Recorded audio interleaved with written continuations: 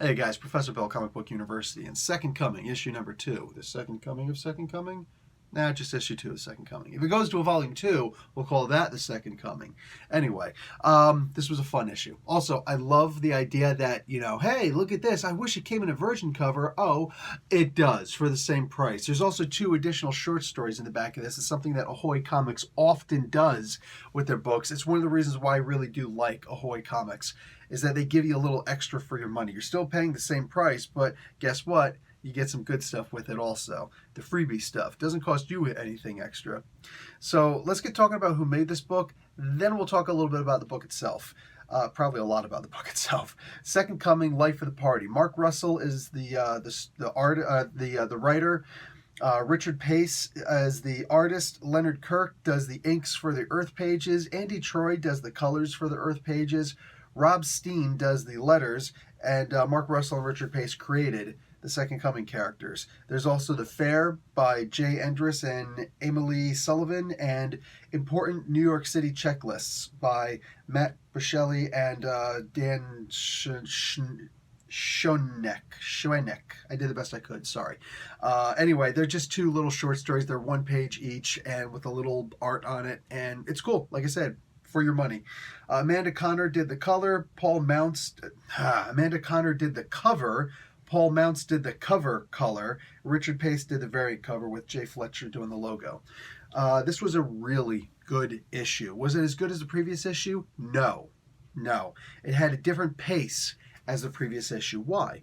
The first issue was to, here's the shock bang, so you throw a flashbang grenade in a room and boom, everybody's messed up. That's when you come in, you clear the freaking room, you do your rest, you pull out your zip tie, all that good stuff. And the next issue, well, that's where you're kind of telling the story about why you had to go in and throw the flashbang in the first place. You know what I'm saying? I expect with issue 3 and everything, it's just going to keep on escalating and getting better and better. The second issue, like I said, was really good. It just didn't live up to the first issue. That's okay. That's okay for all the reasons I just explained. Now, we get to see a version of the Justice League here. Unfortunately, it's actually, well, not unfortunately.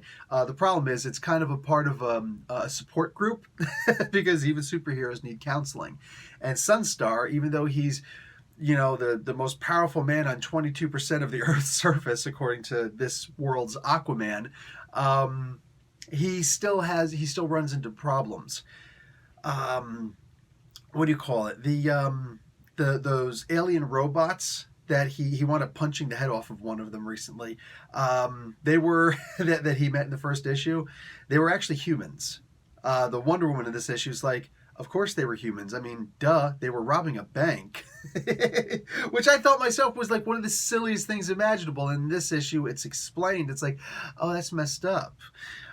Funny story about that in a bit. The story here is basically about Sunstar and him trying to prove himself to be the man, which is funny because he is the man. But things that have affected him since his childhood cause him to doubt himself, cause him to always, be that kid who was maybe pushed around, So even the toughest guy going still feels like a little kid inside. So thus he becomes the bully. He actually bullies a guy, and it's funny because Jesus tries to help the guy. The funny part of it is nobody actually bothered to talk to the guy, or they both were talking to the guy. Nobody actually tried to listen to the guy.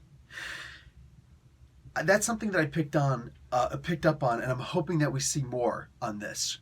It's not just Sunstar who needs help. Jesus himself needs help. Jesus has daddy issues, baby, probably more than any of us have ever had,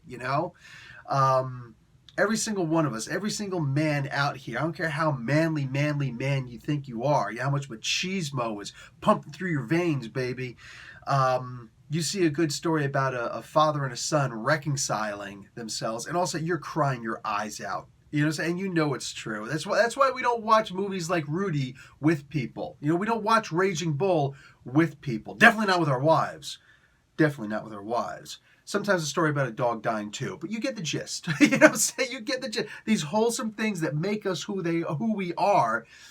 Yeah, no, that'll break down the man with the strongest knees turn to jello. You know what I'm saying? And that's kind of what we're starting to see in this book. Jesus has his own issues, and although he is definitely a better person than Sunstar, he still has his issues. Nobody even talked to that guy, or nobody even listened to that guy. All it would have taken was, you two guys stop trying to save the world, shut up and listen. Maybe you could do a lot more good that way. There's a funny quote that I always love. Listen and silence are just an amalgam of each other. I forget how that word is pronounced. Great, the freaking linguist forgets how the word is pronounced. Anyways, they're the exact same letters, just mixed up. Interesting, right? I loved this. Now, really quick, a little bit of stuff else about the comic book. This is what the comic book should have, the cover of this issue should have looked like. I'm just saying, this is Richard Pace doing this. It's just a little thing that when I met him and Leonard Kirk at Gotham Central Comics and Collectibles right here in Mississauga, Ontario, Canada, this is something that I got to see from them, and it was awesome. Very awesome. And yes, it should come with the to Professor Bill signatures on it. Just saying. Yeah, I got to meet these guys and get this stuff signed because they're freaking awesome. They're freaking awesome. So, what do you call it? This book, it had the part in the beginning with the guy that was, the robot who got his head punched off was actually a guy inside. Funny story about this. And I asked if it's okay I can talk about this, and they said yes. It wasn't communicated to Leonard Kirk that there was actually a person inside that alien robot. So when Leonard Kirk was told, hey, kick some ass, take some names, he was like, okay. So great conversation with this guy about how sometimes you're given direction and then the multiple level of people in like a big company like Marvel or DC, he's currently drawing for Star Wars, right? One of the Star Wars titles right now.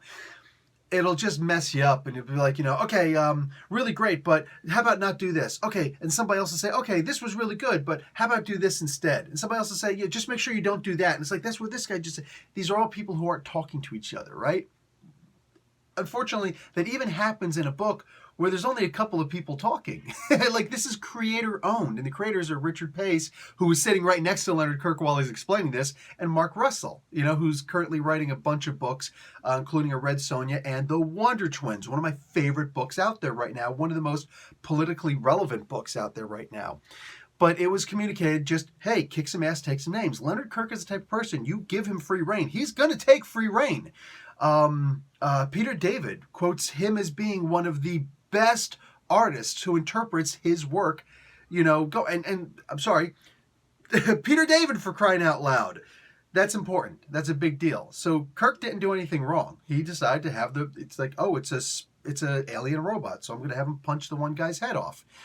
Then later on, after the book is already done, it's like, ooh, yeah, this was actually a human inside, so you just actually killed that guy.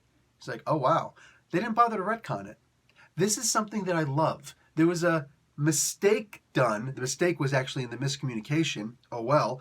So what did they do? They kept it. They kept it and they dealt with it. So now all of a sudden they just have to retcon the story a little bit. Oh, no. Extra story to be told. Oh, pshaw. That is awesome. That is freaking awesome. I love that. So they drew in that the dude got himself decapitated, and now Sunstar has to go to therapy to deal with that.